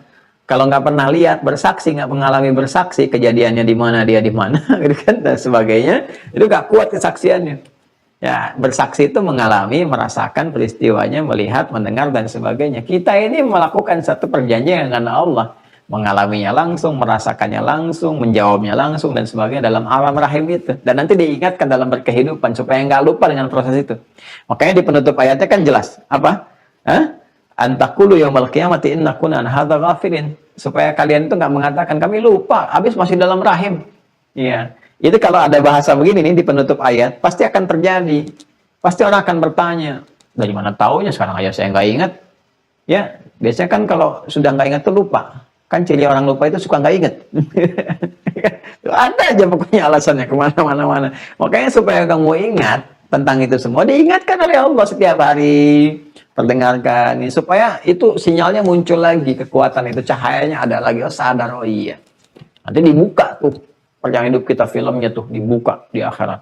Dari perjanjian sampai berjalan terus, sampai kematian, sampai nanti kembali kepada Allah Subhanahu wa Ta'ala. Makanya lah kalau ada sesuatu yang menyimpang, diedit dulu sekarang. Kita edit perbuatan kita dengan istighfar. Ya, kalau ada kata-kata kotor, dubbing tuh dengan yang baik-baik. Edit. Ya, supaya nanti filmnya diputarnya bagus. Kan semua nonton tuh.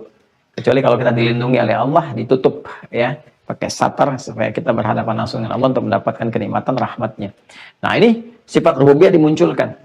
Dan kita mengatakan, bala syahidna. Ya, tanpa ada apapun. Ya, tanpa ada penyertaan apapun, kami bersyahadat ya Allah. Makanya Nabi langsung katakan, kullu mauludin yuladu 'alal fitrah. Ya, bahkan di riwayat lain yuladu 'alal billah. Semua yang terlahir itu ada dalam fitrahnya, dalam billahnya, dalam syahadatnya, ya, dalam komitmennya dengan Allah Subhanahu wa Ta'ala. Makanya di Quran surah ke-30, Ar-Rum ayat 30, Allah menyampaikan fa'aqim wajhaka lid-dini hanifa fitratallahi allati fataran nasa 'alaiha. Maka hadapkan dirimu patuh sepenuhnya lid-dini kepada ketentuan ad-din hanifa dengan cara yang lurus dan benar. Apa ad-din itu? Ditafsir di Quran surah ke-3 ayat 19, innad dina indallahil Islam. Apa pembuka Islam itu? Syahadat syahadu an la ilaha illallah wa syahadu anna Muhammadar Rasulullah. Syahadat. Maka konsepsi ayat ini kalau kita bahas dengan tafsir fa'aqim wajhaka lid-dini lisyahadati lil Islam. Ya, tundukkan dirimu sepenuhnya, ingat komitmenmu dengan Allah dengan benar, dengan cara yang lurus. Fitratallahi allati fataran nasa 'alaiha. Inilah fitrah yang melekat pada semua manusia saat dia mulai diciptakan. La tabdila li khalqillah. Ya, enggak ada perubahan dalam proses penciptaan itu. Semua terjadi prosesnya fitrah seperti itu. Makanya taknya bukan tak marbutah, tak maftuhah. Lihat kalimat fitrah tak maftuhah. Yang terbuka, kan? Dibuka kehidupan itu dengan cara kita kemudian berkomitmen dengan Allah Subhanahu wa taala. Itu fitrah. Ya, fitrah kita. Ini semua lahir dengan fitrah. Fa abawahu yahwidanihi aw yunassirani aw yumajjisani. Maka proses kehidupan lingkungan yang akan merubah, membentuk seseorang itu bisa menjauh dari fitrahnya. Bisa karena orang tua, bisa karena, mohon maaf ya, di sekolah, di lingkungan, di macam-macam dan sebagainya, bisa berubah, bahkan keluar dari fitrahnya itu. Makanya Allah ingatkan tiap hari untuk kembali. Ya, dan fitrah itu nanti yang juga dijadikan sebagai bagian dari komitmen kita untuk memohon kepada Allah untuk menepati janjinya. Sedangkan Allah punya sifat la yukhliful mi'ad. Quran surah 3 ayat 9. Innallaha la yukhliful mi'ad. Allah tidak akan mengingkari janjinya. Ya, apa janji Allah itu? Memberikan hak kita sepanjang kewajiban kita dipenuhi. Apa kewajiban kita? Anta'budallah. Kata Allah, kamu menyembah Allah. Kata di komitmen, menjadikan aku sebagai Rabb, Tuhan. Ya kan? Nama identitasnya yang melekat pada Allah itu Allah. Kul huwa Allah. Siapa yang disebut Rabb itu? Allah. Kan dulu Nabi memperkenalkan dengan Rabb. Ini Rabb, untuk mengingatkan kamu punya perjanjian. Makanya wahyu pertama turun itu pakai Rabb. Kul a'udhu bi rabbin nas. Kul a'udhu bi rabbil falaq. Ya, Rabb. Orang bertanya, siapa nama Rabb itu? Itu untuk mengingatkan perjanjian. Kamu punya perjanjian loh dengan Allah dulu. Dengan Rabbmu. Menggunakan kata Rabb. Ya kan? Ingat nggak? Bertanya siapa? Siapa nama Rabb itu? Kami juga punya Rabb. Namanya Lata, Uzza, Manat, dan sebagainya. Turun. Kemudian surah yang menepikan semua. Yang dipertuhankan itu. Menepikan yang disebut Rabb yang hakiki itu. Ya, namanya ikhlas. Al-ikhlas. Dari akhlas wa yukhlisu. Akhlas itu membeningkan. Menghilangkan dari kotoran-kotoran yang menyertai. Sehingga bersih, bening. Ya, kul, katakan Muhammad SAW, huwa, yang disebut Rabb yang hakiki itu Allah. Allah.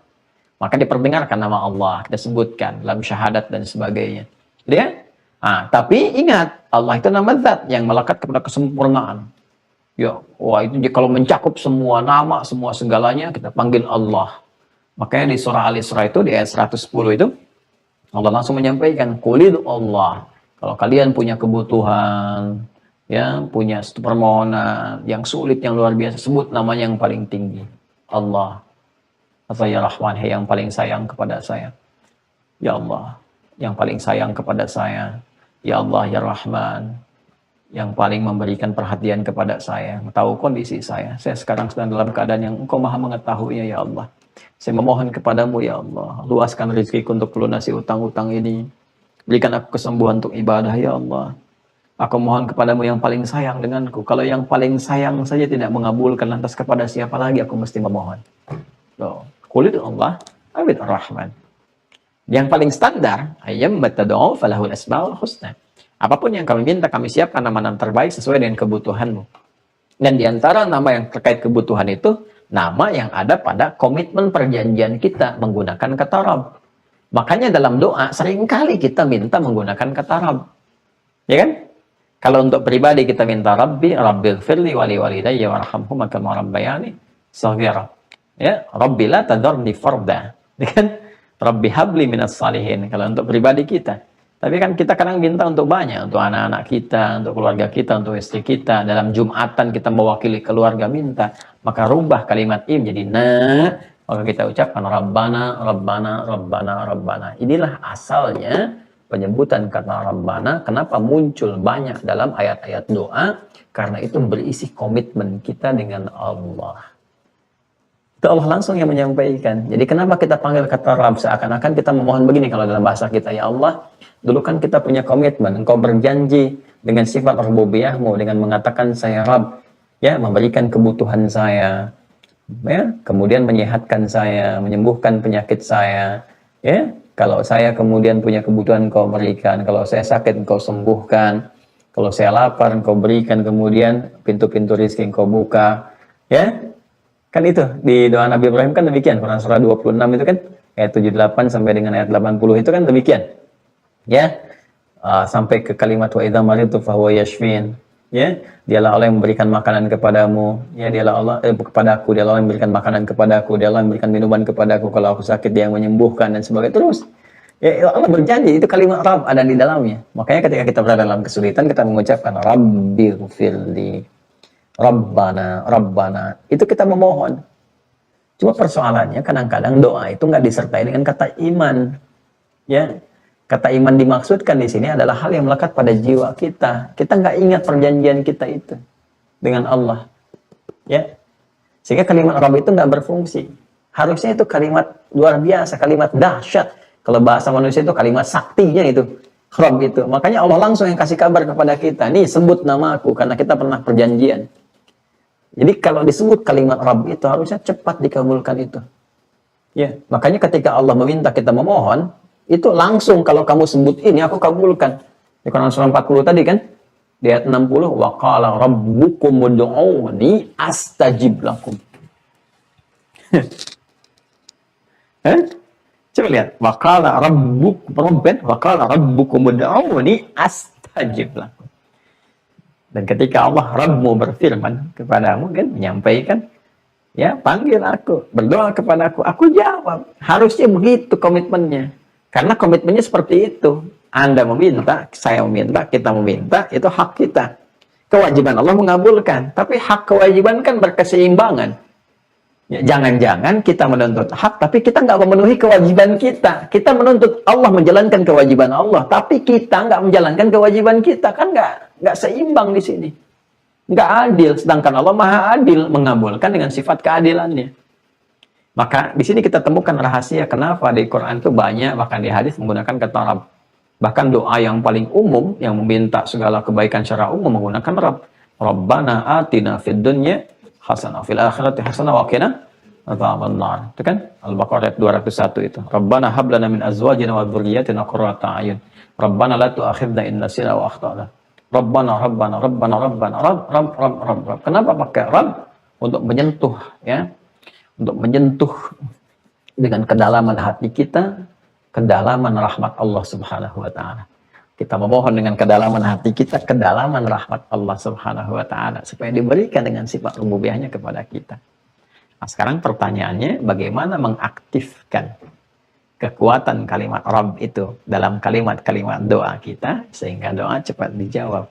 Itu edisi esok hari insyaallah. Ya. Jadi kita akan turunkan di perangkat-perangkatnya, kita keluarkan doa-doanya, bagaimana cara yang dipraktikkan orang-orang di masa lalu, dan diabadikan di Al-Quran untuk kita tiru dengan harapan mendapatkan kebaikan yang serupa.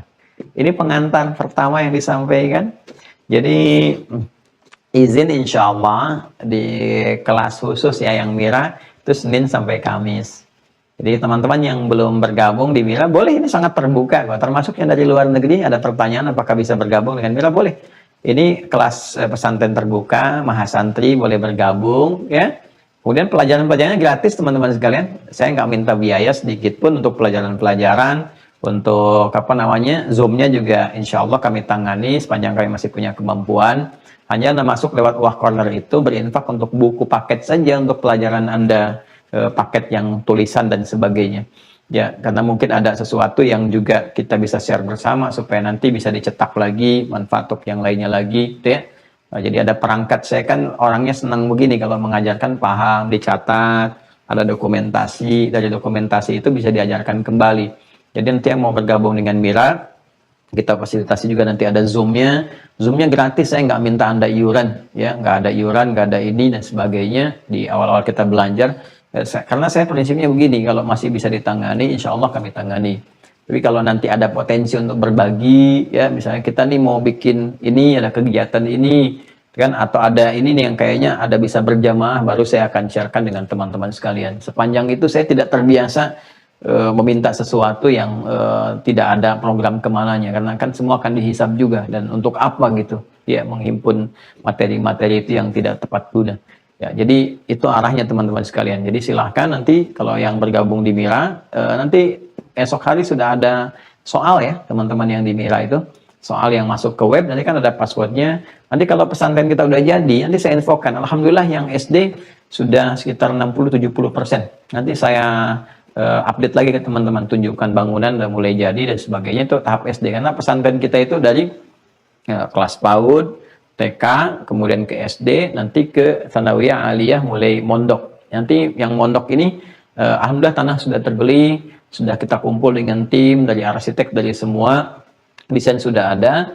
Nah, hanya kita rahasiakan dulu tempatnya, karena waktu yang pertama kita sudah mau oke itu, sudah proses, sudah beli, rupanya ya tersebar informasi macam-macam, harga tanah pada naik, proses pada susah, itu kan hanya kita alihkan sekarang. Tapi alhamdulillah sudah terbeli tanah, sudah siap.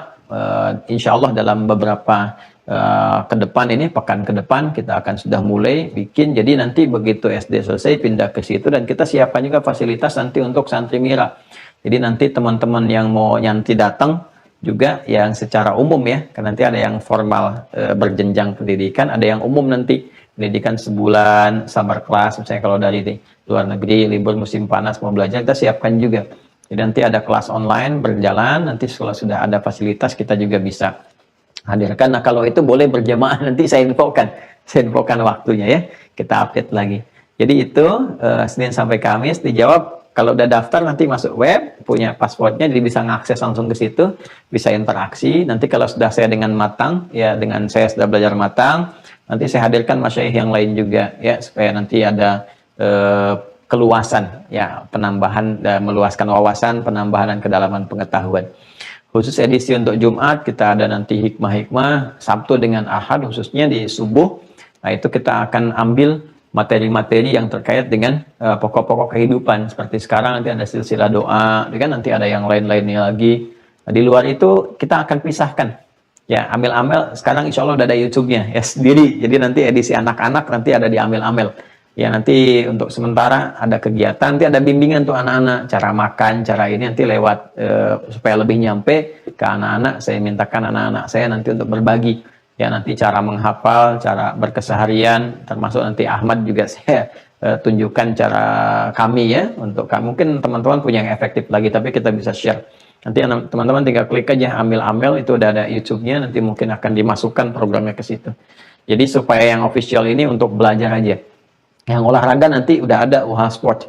Ya UH Sport nanti yang senang olahraga, atlet macam-macam ke situ, supaya nanti jalurnya ke situ aja. Ya yang podcast juga nanti kita bikin sendiri, supaya yang ini core-nya di taklim aja ya, di dunia kita belajar saja, supaya hal-hal lain tidak masuk bercampur dan kita sulit menemukan aksesnya di situ ya.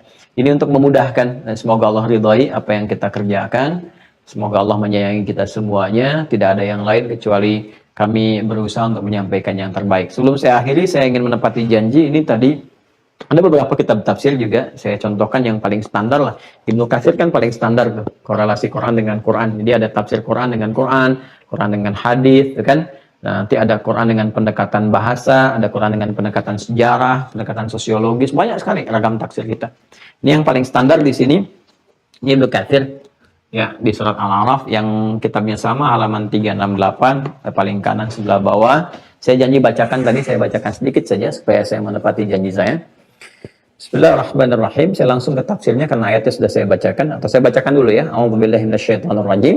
Wa idza akhadha rabbuka min bani adama min zuhurihim dzurriyyatahum wa asyhadahum 'ala anfusihim alastu birabbikum qalu bala shahidna an taqulu yawmal qiyamati inna kunna 'an hadza ghafilin.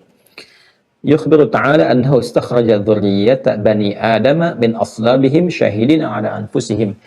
Yukhbiru ta'ala, Allah subhanahu wa ta'ala menyampaikan kepada kita semua, annahu istakhraja dzurriyyata bani Adam, bahwa Allah subhanahu wa ta'ala mencipta, mengeluarkan keturunan anak cucu Adam, sumbernya dari min aslabihim, dari tulang sulbi mereka. Nanti kita jelaskan secara ilmiah seperti apa.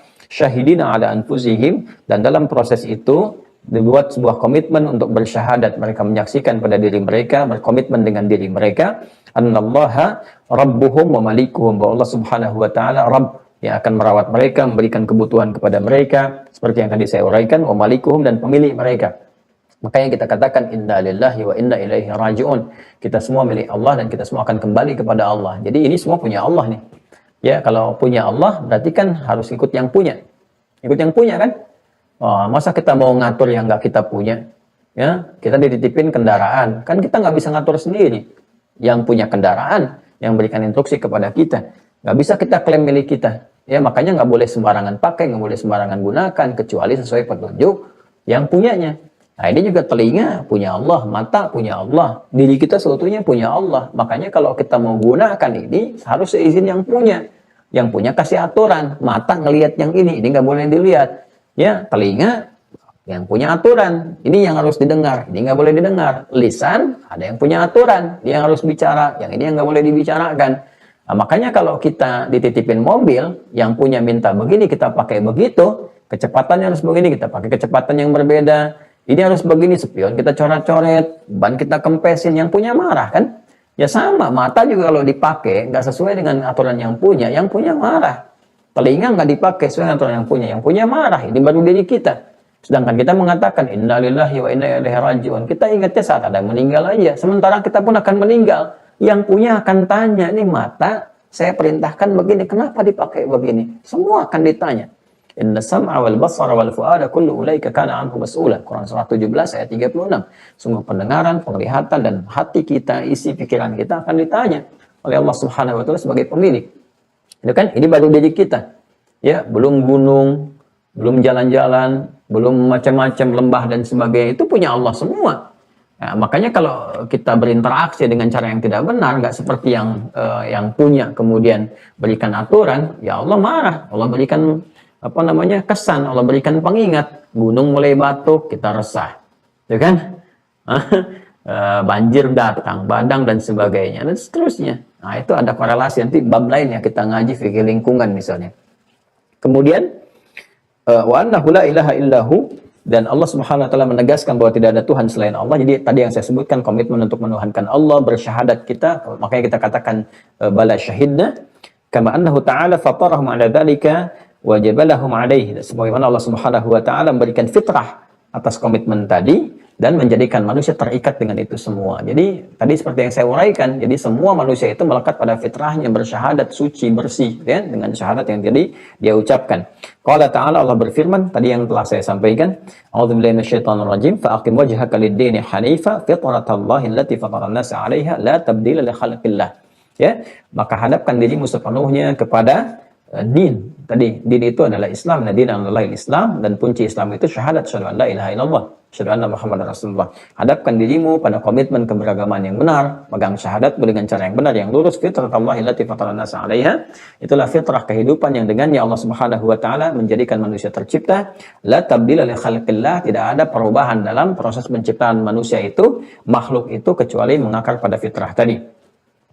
Wa fi sahihaini, dan dalam hadis riwayat sahihain an Abi Hurairah radhiyallahu taala anhu, hadis riwayat Abi Hurairah semoga Allah meridai kepada beliau, beliau menyampaikan qala Rasulullah sallallahu alaihi wasallam, Rasulullah SAW pernah bersabda, kullu mauludin yuladu 'alal fitrah. Sungguh setiap manusia tercipta berdasarkan fitrahnya. Wa fi riwayatin ala hadhil millah. Nah, tadi saya sampaikan kan di dalam satu riwayat terhadap millah. Ya, millah itu yaitu tadi kecenderungan untuk sisi agamanya, kecenderungan untuk sisi dinnya, sisi spiritualnya. Fa abawahu yahwidanihi aw yunasranihi aw yumajjisanihi, maka seperti halnya dia tercipta lewat fitrah itu, maka lingkungan yang akan merubah dia, keadaan dia keluar dari atau bergeser dari fitrah itu, bisa orang tuanya, bisa kerabatnya. Ya, abawa itu tidak harus diartikan orang tua ya, tapi lingkungan sekitaran terdekat. Ya, ada yang kan dia dikandung ayahnya telah meninggal, kemudian melahirkan ibunya meninggal, maka nggak relevan kalau kemudian fitrah bergeser dengan orang tua. Ya, karena pengaruh orang tua, karena kedua orang tua sudah meninggal. Ya, boleh jadi ketika melahirkan, ketika dilahirkan jadi yatim piatu, bisa jadi demikian. Maka abawa di sini diartikan bisa kerabat, paman kah, misalnya bibi kah, atau lingkungan sekitaran, itu kan yang merubah dia bergeser dari fitrahnya. Seperti yang tadi saya terangkan, maka penting dijaga keadaan fitrah kita. Maka jelas ya di sini syahadat itu bukan kalimat persatuan. Syahadat sini bukan kalimat-kalimat yang semau kita menyampaikan pesannya, tidak. Syahadat di sini jelas artinya adalah komitmen untuk mentauhidkan Allah Subhanahu wa taala. Komitmen untuk berjanji mendekatkan diri kepada Allah Subhanahu wa taala. Ini nggak ada hubungan dengan persatuan. Persatuan babnya sendiri. Ya, di komitmen tauhid, komitmen mendekat, yang dari komitmen itu nanti kewajiban kita adalah membuktikan komitmen, kewajiban Allah memberikan hak-hak kita. Jadi di balik syahadat itu tinggi sekali, luas sekali babnya. Jadi nanti ada terkait dengan aspek kebutuhan dipenuhi, kemudahan hidup, kelancaran rezeki, kedalaman dan keluasan pengetahuan dan sebagainya. Itu nanti terusan-terusan atau turunan-turunan dari kalimat syahadat tadi. Tapi syahadat akan menunjuk kepada satu titik, yaitu kalimat la ilaha illallah, menunjukkan makna tauhid seperti yang tadi disampaikan. Demikian teman-teman sekalian, kama tulidul bahimatu bahimatan jam'a hal tuhisuna biha min jad'a, rawi Muslim. Ada di hadis Muslim juga ya itu. Wa fi sahih Muslim, dan di dalam sahih Muslim juga an Iyad Ibn Jamar qala Rasulullah sallallahu alaihi wasallam yaqulu Allah ta'ala inni khalaqtu ibadi hunafa faja'atuhum syayatin. Allah Subhanahu wa taala menyampaikan dalam hadis qudsi, ya, ini di dalam hadis sahih Muslim juga, ya, disampaikan bahwa Allah Subhanahu wa taala berfirman, aku menciptakan hamba-Aku, semua hamba-Aku itu dalam keadaan hunafa, keadaan yang lurus, yang sesuai fitrah tadi. Faqim wajhaka lid-dini hanifah, keadaan yang sesuai fitrah, yang benar, yang lurus, terlahir dalam keadaan fitrah. Faja'atuhum syayatin, maka kemudian ketika terlahir itu ada pengaruh-pengaruh setan yang diakomodasi oleh hamba-hamba dan orang-orang yang ada di sekitarannya, diakomodasi, ya, provokasi-provokasi setan itu. Fajtalathum an dinihim, dan kemudian mereka setan-setan itu menggeserkan, ya, memalingkan dari fitrah keberagamaan mereka yang benar. Wa haramat alaihim ma ahlaltu lahum, dan menjadikan mereka itu mengerjakan yang haram, ya, apa yang telah aku kemudian halalkan mereka haramkan, apa yang telah aku haramkan mereka halalkan, ya. Jadi ini yang menunjukkan semua apa yang saya baca untuk menepati janji tadi, menunjukkan kebenaran apa yang telah tadi saya uraikan, bahwa hal yang terkait kita dengan Allah Subhanahu wa taala di Quran surah ke-7 ayat 172 adalah komitmen untuk menuhankan Allah, komitmen untuk mendekat kepada Allah, komitmen untuk beribadah, yang feedbacknya adalah diantaranya Allah akan mengabulkan apa yang kita mohonkan dari semua aspek-aspek kebutuhan hidup kita, dan diungkapkan dengan panggilan kata Rabb, yang kita panggil nama ini dalam doa-doa kita. Itu adalah intisari dari kajian kita. Sudah lebih dari 1 jam kita uraikan. Mudah-mudahan bisa dipahami dengan baik. Jumpa esok hari di waktu subuh dengan kelanjutan dari pembahasan ini. Bagian kedua, bagaimana rahasia doa dalam Al-Quran.